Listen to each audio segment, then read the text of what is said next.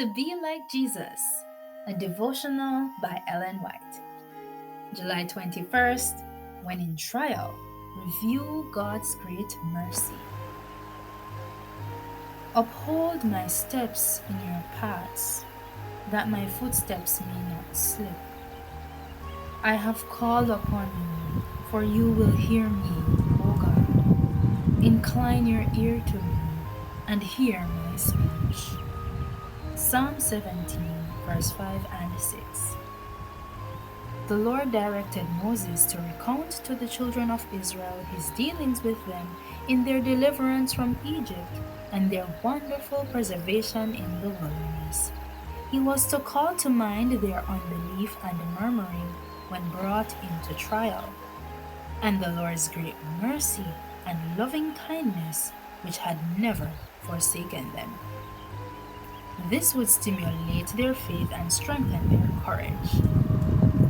It is just as essential that the people of God in this day should bear in mind how and when they have been tested, and where their faith has failed, where they have imperiled His cause by their unbelief and also by their self-confidence.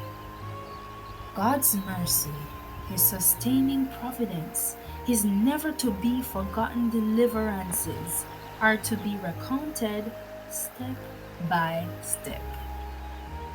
As God's people thus review the past, they should see that the Lord is ever repeating His dealings.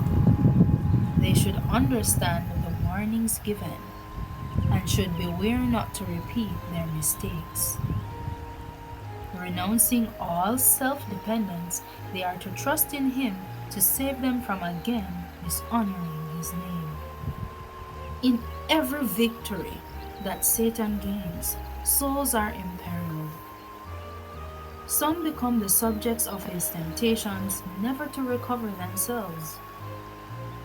God sends trials to prove who will stand faithful under temptation. He brings all into trying positions to see if they will trust in a power out of and above themselves. Everyone has undiscovered traits of character that must come to light through trial. God allows those who are self-sufficient to be sorely tempted that they may understand their helplessness.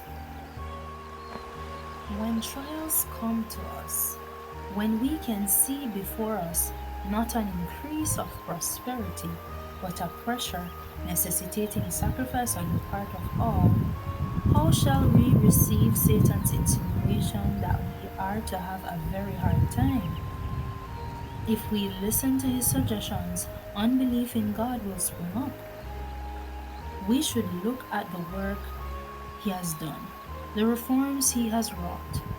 We should gather up the evidences of heaven's blessings, the tokens for good, saying, Lord, we believe in thee, in thy servants, and in thy work.